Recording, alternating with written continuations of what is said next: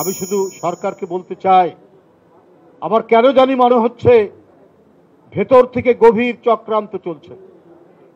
আমরা আমাদের এই বয়সে আমরা কিছুটা পাকিস্তান আমলও দেখেছি, তখন ছোট, তখন তো মাজার আক্রমণের কথা শুনিনি, তখন তো আমরা মাজারের কোনো লাশ পুড়িয়ে দেওয়ার কথা শুনিনি। এখন তো আরো এগিয়ে যাওয়ার কথা দেশ। আজকে হঠাৎ করে এই কাজগুলো কেন হচ্ছে? এটা শেখ হাসিনা করতেন, বিএনপি ক্ষমতায় থাকলে বিএনপি পাকিস্তানপন্থী দল, বিএনপি কি বলে ইসলামী জঙ্গিদেরকে প্রশ্রয় দিচ্ছে, এই অপতথ্য এবং অপপ্রচার করতেন। এই অপতথ্য অপপ্রচার করার পরেও উনি এটা কোনোভাবেই প্রমাণ করতে পারেননি যে ভাই আমাদের উপর বিপদ আসে, আমরা দেশেই থাকি, আমাদের নেত্রী দেশেই থাকে। মিথ্যা মামলায় 5-6 বছর তিনি নির্যাতনে কারাবন্দী অবস্থায় থাকে। আমরা কোনো পন্থীর দল নই, আমরা বাংলাদেশ পন্থী দল, বাংলাদেশ জাতীয়তাবাদী দল।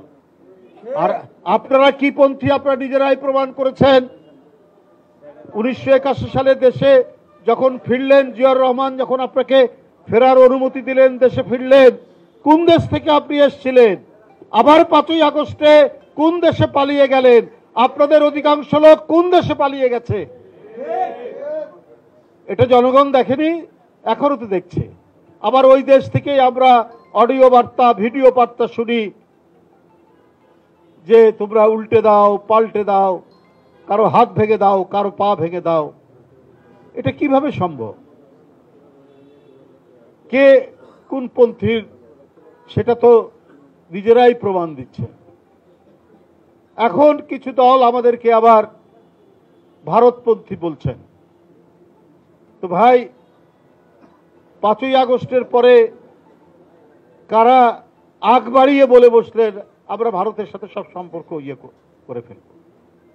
আপনাদের 71 সালে গোটা জাতি যখন স্বাধীনতার জন্য ঐক্যবদ্ধ, তখন আপনারা সেই আগ্রাসী হানাদার বাহিনীকে সমর্থন করলেন। আপনারা এখন বিএনপিকে বলেন আরেক পন্থী। যাই হোক, বিভিন্ন রাজনৈতিক দল থেকে বিভিন্ন পন্থী বলার পরও তারা নিজেরা নিজেদের কর্মকাণ্ডে প্রমাণ করেছেন ওরা বাংলাদেশ পন্থী নয়, ওরা এই দেশের মানুষের পন্থী নয়। বিএনপি এই দেশ, এই জাতি, এদেশের মানুষের আবহমান কালের সংস্কৃতি